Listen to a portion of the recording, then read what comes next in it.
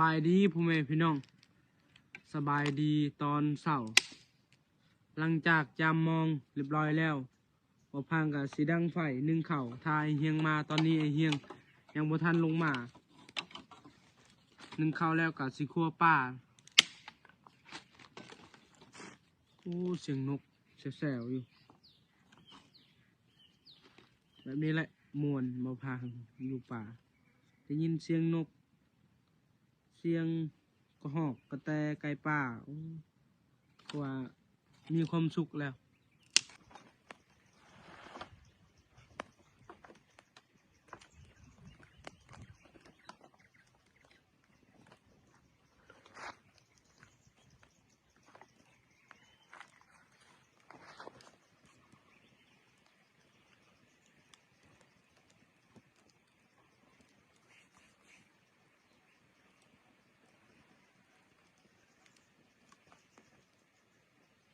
ที่ลูกกระทางทำบิดนะบ่พางคิดว่าบ่ถึกมองก็เลยแบบจับเอาญาติบ่มีแนวกินสุดท้ายลงฮอดบอนกะพยายามมองกะพอได้กินอยู่ก็เลยบ่ได้กินนะเมื่อคืนแล้วก็สิกินตอนเช้าอีก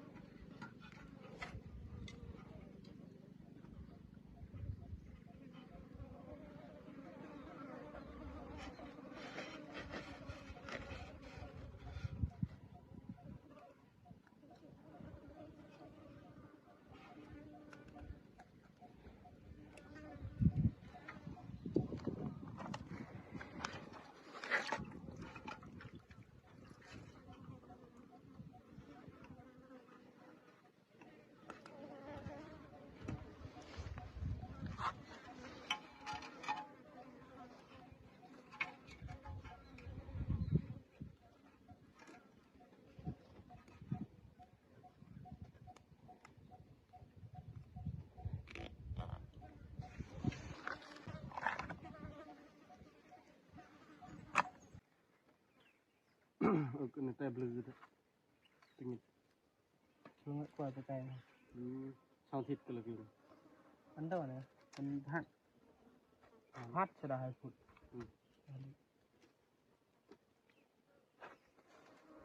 ก็เรือบงเงินบนอย่างกับปกซาเป็นลูกจ้ะเป็นลูกจ้ะ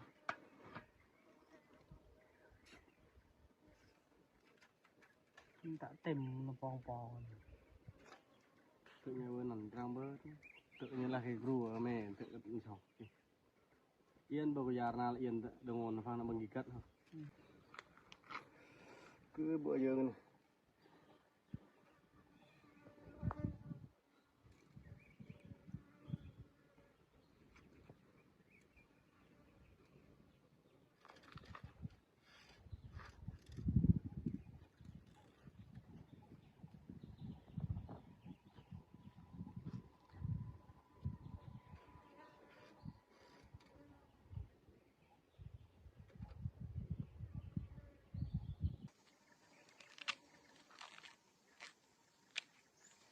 เฮียงใดนกกระโดกตัวหนึ่งรัดเสา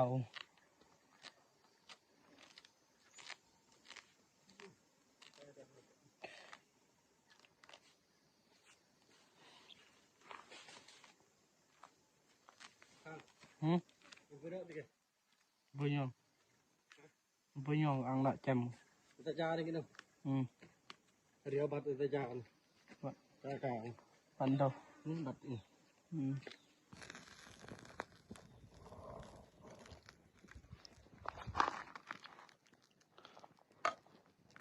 มาเด้อพ่อแม่พี่น้อง มาเด้อกินนำกัน กินข้าวนำกันจักโมง 11 ต้องเธอกินข้าวล่ะ กินละลายรถเปิดสิย่างปลา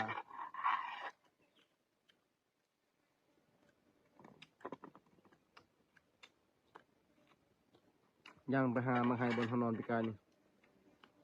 มันได้แล้วนะ ได้จะได้เห็นนะ เค ยได้บางรัวเจ้าก็ได้ยิงเนาะ นั่น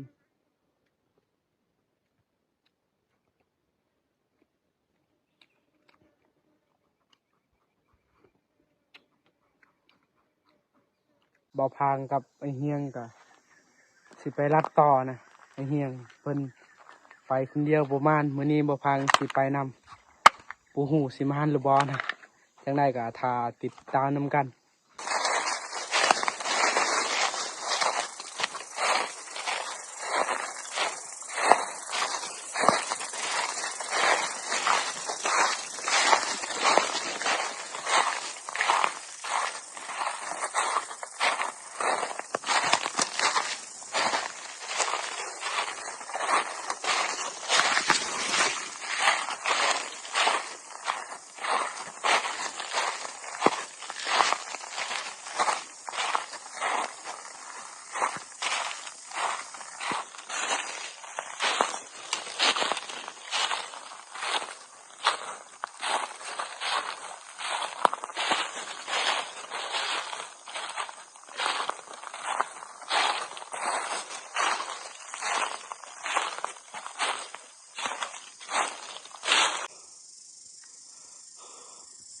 พักผ่อนกันพักลายบอลเนี่ยยังบ่ฮอดซ้ำยุงก็หลายบ่พางบ่ได้เอาเสื้อแขนยาวมา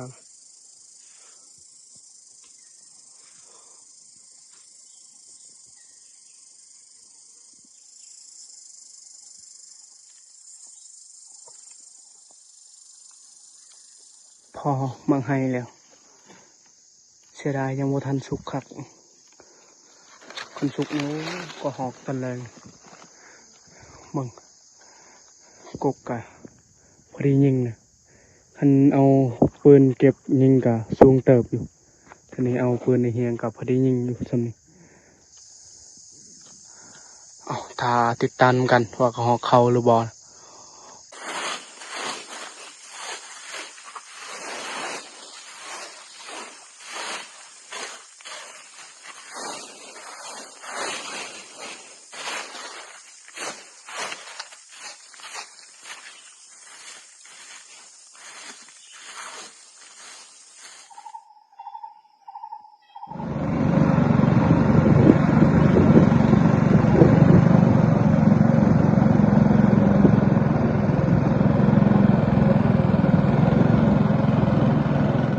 ป่า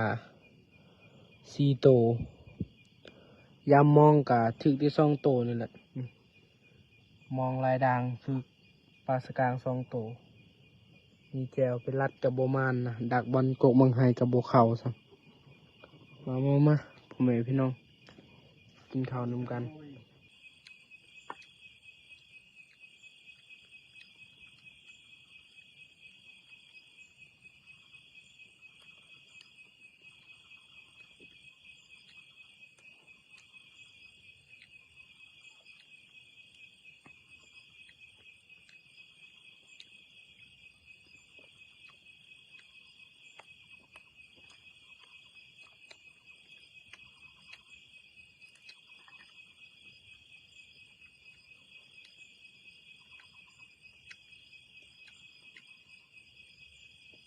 หากินก็เมื่อยหาแหละ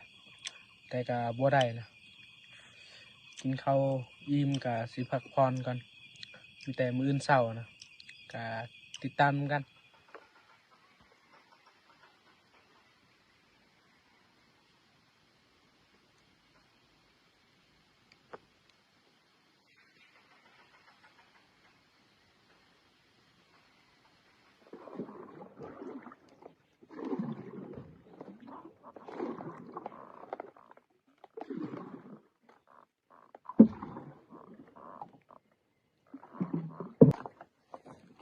ถ้าลุ้นนำกันพี่น้อง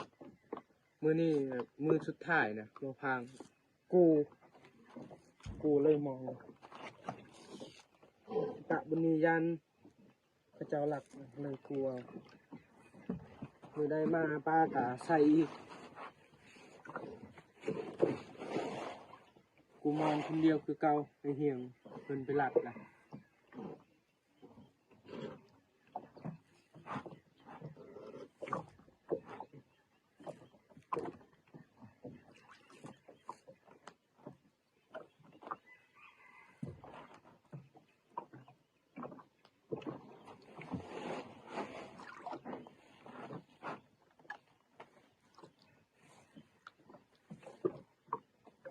โอ้ถึงแล้ว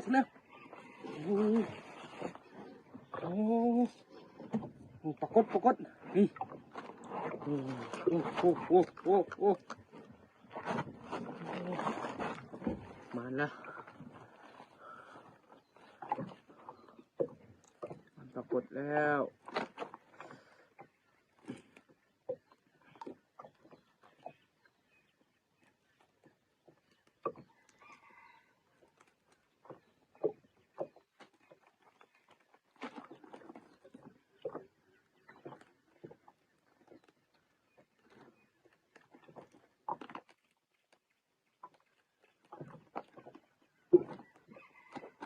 โอ้เสียงไก่ป่านะ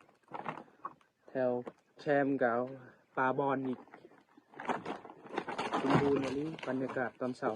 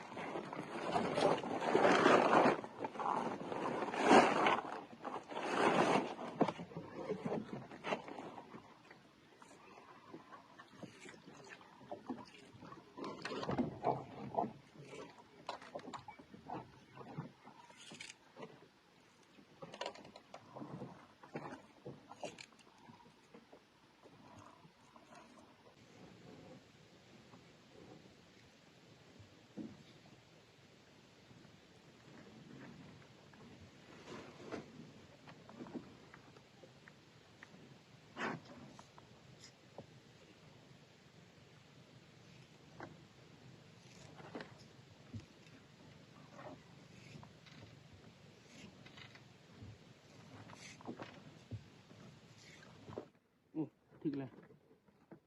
ปลาสกางอีกแล้ว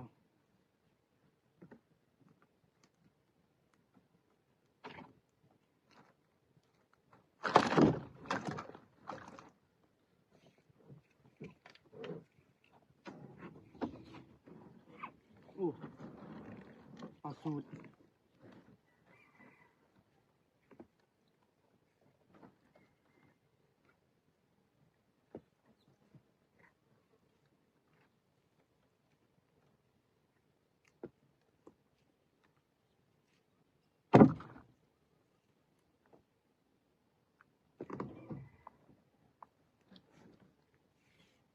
ถึงเลย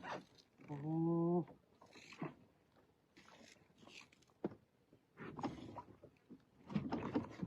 ปลาลิ้นยานะ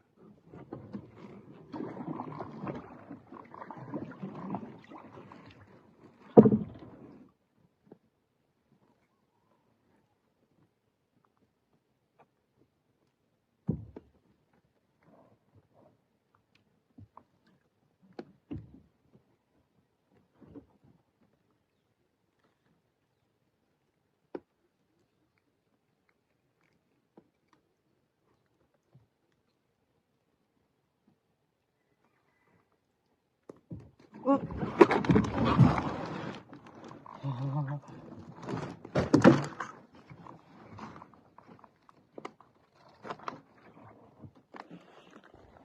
ถือเลยถือปลาสูตร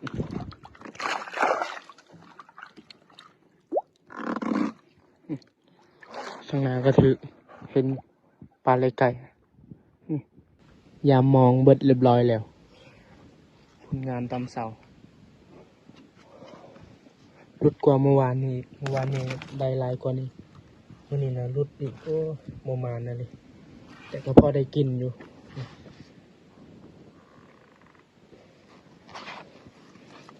นี่ถึงมองโป่นะมองหกด่างได้ปลาซ้ำนี่คือว่าโบมานแล้ว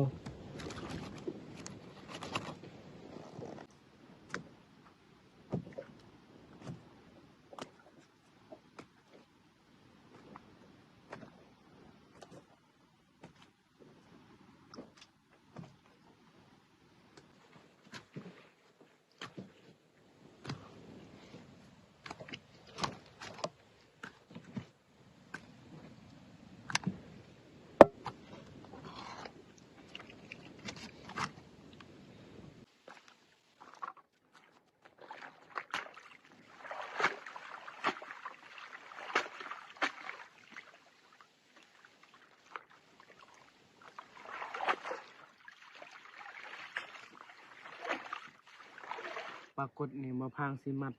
ไว้ก่อนถ้าไอเฮียงมาบูหูไอเฮียงเฮ็ดนั่นได้กินนะ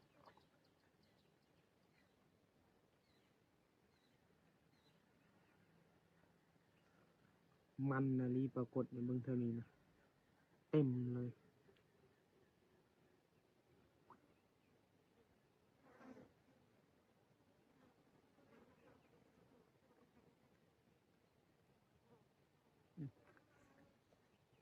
โอเค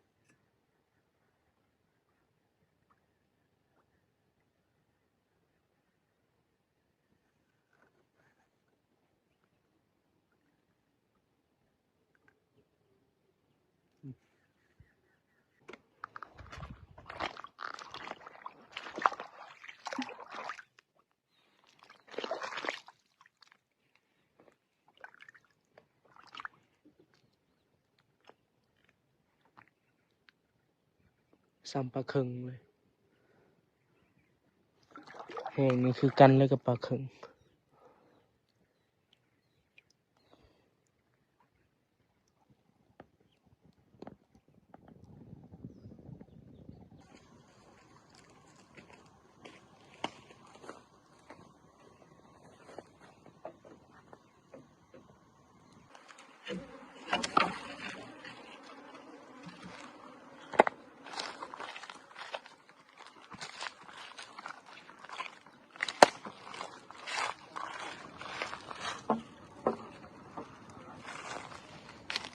ไล่แมงวันออก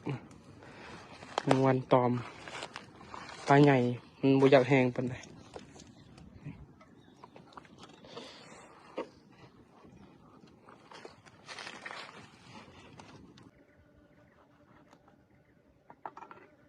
บ่พางที่เอาออกใส่มันคำบ่ได้เอาออกยันเน่าไอเฮียงแต่ยังบ่ทันมาอยู่เราก็เลยแบบเอาออกใส่ไว้แล้วก็เอือบเกลือเอือบเป็นนัวแล้วก็สีฝากคนทางบ้านครับ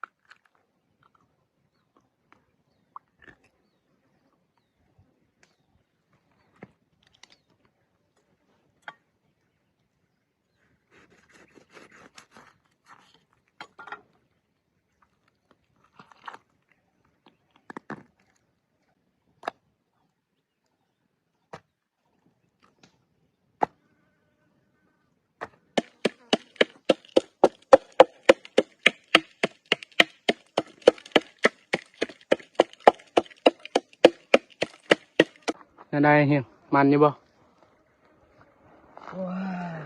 สไปพี่น้องเด้ได้นกตัวหนึ่งตัวหงตัวหนึ่งประมาณ ยิงยังมื้อเช้านี้คือ2-3 บาทเด้อ นี่นะกระหอกกินมันนี่นะกินขี่หน้ำใหม่กิน3 บาทบริชัยโมบริชัยลูกปืน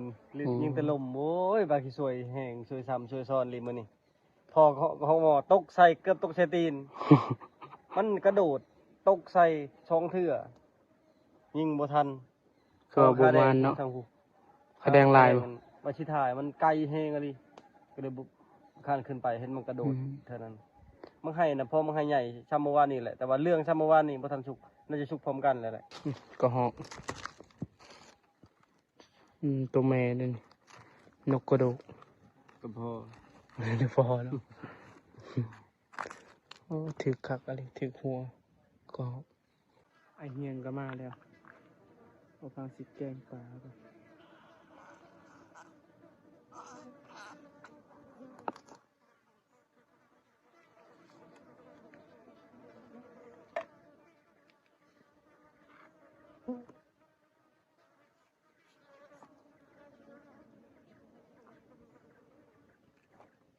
บ่มีใครบ่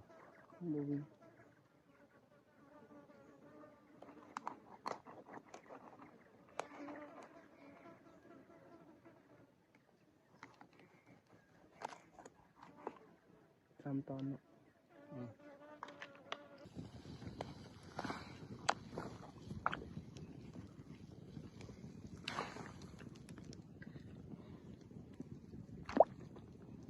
พดเรียบร้อยเลยของดี ของดี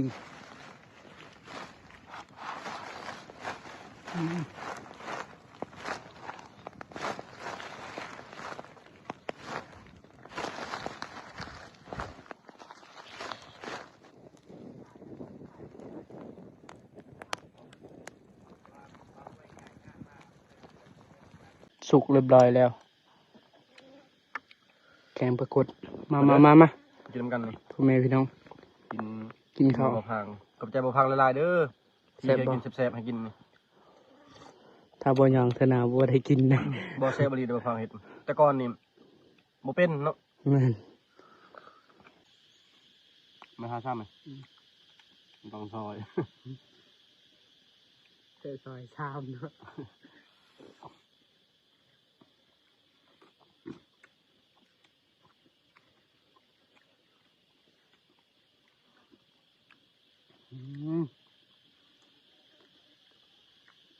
ใกล้ให้เราซอยฮะ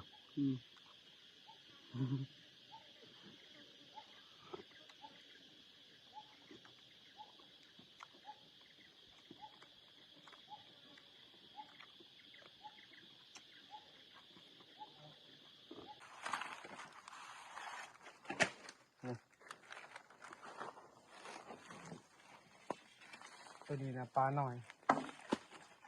ตกเลยขาดเลยปลามันก็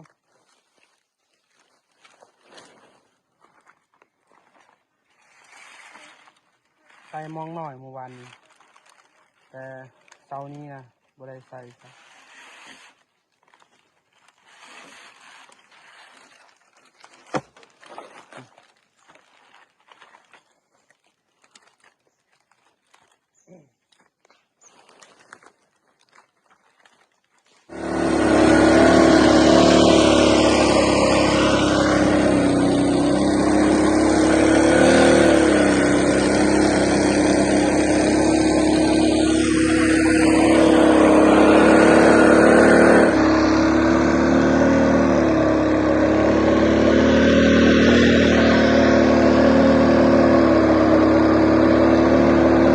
เดินทางฮอด